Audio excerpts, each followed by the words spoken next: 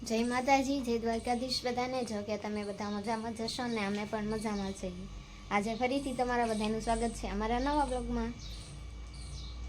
અને આજે તો જો મસ્ત પાવભાજી બનાવવાની છે, અને બપોરનો ટાઈમ થઈ ગયો છે અને આપણે રસોઈની પણ શરૂઆત કરી દીધી છે. અને પાવભાજી બનાવવા માટે તો જો મસ્ત રીંગણા, ફ્લાવર, બટેટા અને ટમેટાને એવું કટિંગ કરી મૂક્યું છે, કટિંગ કરી નાખ્યું છે. તો હવે આને આપણે બાફા મૂકી દઈશું.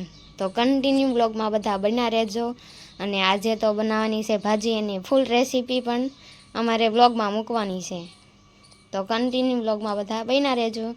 મસ્ત જો તો શાકભાજી તો આમાં બાફા મૂકી દીધું છે, અને આમાં લીલા વટાણા બાફા મૂકી દીધા છે. મેં એની ભેગા નથી નાખ્યા, કારણ કે એની ભેગા નાખી તો હારે બધું સડી જાય, અને એ તો ચેપી નાખવાનું, તો ચણા વટાણા પણ હારે શેપાઈ જાય, એટલે અલગથી મેં બાફા મૂક્યા છે, જેથી આખા રહે એમ.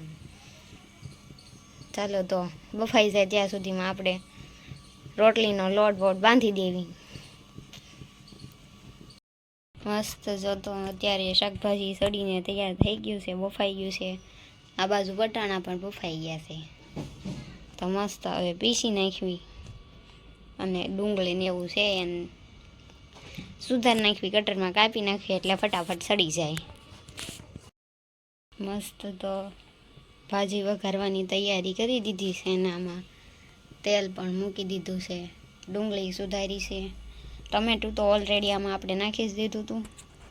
આ બધો મસાલો છે, આમાં લાલ મરચું પાવડર ને આ પાવભાજીનો મસાલો છે. તો મસ્ત હવે આપણે ભાજીની વઘારવાની શરૂઆત કરી દીધી છે. તમે બધા પણ કઈ રીતે વઘારો છો, કઈ રીતે બનાવો છો, તે કોમેન્ટમાં જરૂર કહેજો.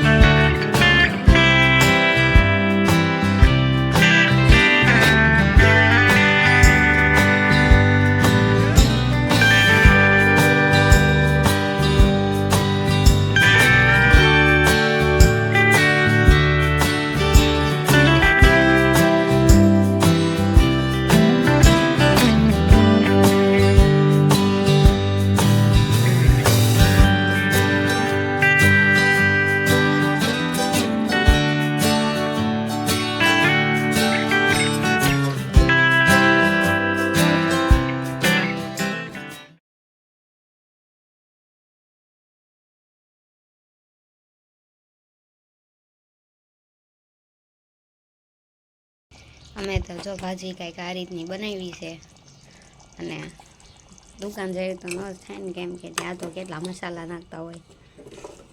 તો આપણે સાદી ભાજીને આપણી ભાષામાં સાદીને સિમ્પલ ખાવામાં ભાજી તૈયાર થઈ ગઈ છે. તો તમે બધા કોમેન્ટ કરીને કહેજો કે તમે કઈ રીતે બનાવો છો, અને અમે તો જો આ રીતે કાંઈક બનાવી છે.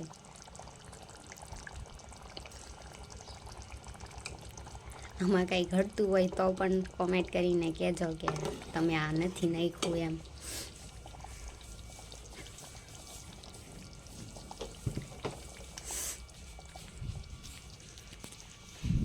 પાવ તો કાંઈ લાવવા નથી, એટલે રોટલી બનાવી નાખવી. તો હવે જમવા ટાઈમે જ મળ્યા, તો કન્ટિન્યુ બ્લોગમાં બધા બન્યા રહેજો. મસ્ત જમી કરીને છે નવરા થઈ ગયા હતા, અને અત્યારે આવ્યા છીએ ઢસા, કારણ કે લગ્નની થોડી ઘણી ખરીદી કરવાની છે, કાપડની ને એવી બધી, કારણ કે અમારી કેવલ છે એના મામાના લગ્ન છે, એટલે એના માટે કાપડ ને એવું બધું સીવવાનું છે, એટલે મીન્સ કાપડ પહેલાં લેવું જોઈએ અને પછી એના માટે સીવવાનું છે બધું, કોટી ને ધોતી ને બધું ઘણું ઘણું વગેરે વગેરે છે. એટલા માટે અમે આવ્યા હતા અત્યારે ઢસા કાપડ લેવા. કાપડને તો જો અહીંયા કોટી બનાવવાની છે, આમ થોડુંક ટ્રેડિશનલ બનાવવાનું છે. તો કાપડનો ઢગલો કરી દીધો છે. પાસ કરે એના પર આધાર. ગમે છે કંઈ એ કેમ ગમતું? બીજા કલરનો જો કાપડ કાઢ્યો એને ગમે છે.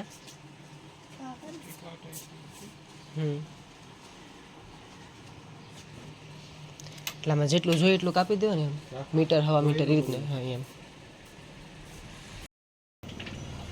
ફાઇનલી આ પાસ કર્યું છે પિંક કલરનું કોટી બનાવવાનું, પછી બ્લેક કલરનું નીચે ધોતી બનાવવાની છે.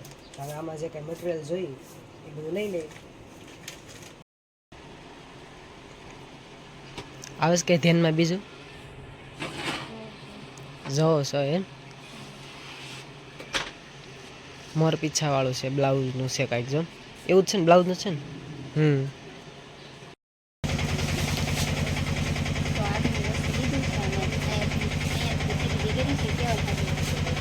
પછી ઘરે જઈને બધું બતાવશો કઈ રીતનું છે એમ કા.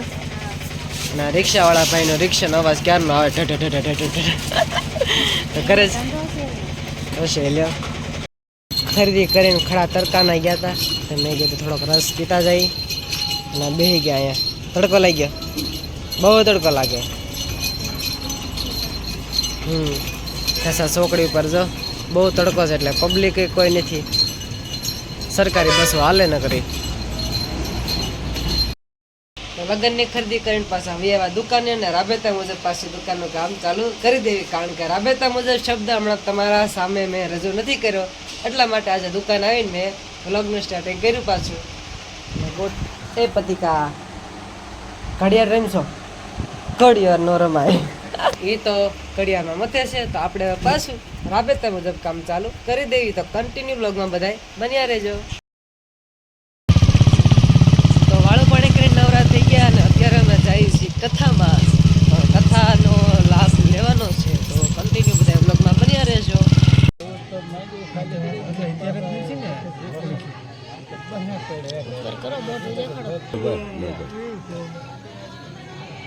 આંગળે મોરાતા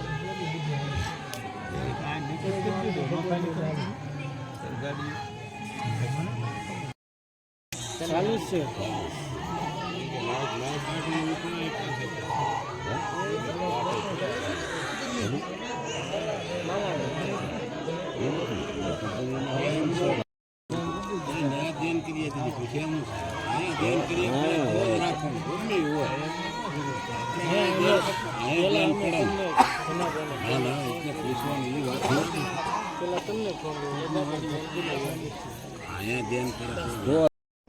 સત્યનારાયણ ભગવાનની પ્રસાદી આવી ગઈ છે, તો આપણે હવે લઈ લેવી. બોલો સત્યનારાયણ ભગવાનની જય. કથામાંથી તો અત્યારે ઘરે વૈયા છીએ અને આપણે અત્યારે બેસી ગયા છીએ ગોદરું ઓઢીને. થોડી થોડી ઠંડી છે એટલા માટે, ઠંડી હતી એટલે આપણે ગોદરું ઓઢીને તો આપણે વ્લોગનું સ્ટાર્ટિંગ કરીએ. તો અમારો દિવસ તો આ રીતે કાંઈક પસાર થયો. તો જો તમને અમારો વિડીયો ગમ્યો હોય તો લાઈક કરો, શેર કરો, કોમેન્ટ કરો અને ચેનલમાં નવા હોય તો સબસ્ક્રાઈબ કરવાનું બિલકુલ ભૂલતા નહીં. છેલ્લે જય માતાજી, જય દ્વારકાધીશ. તો બાય બાય.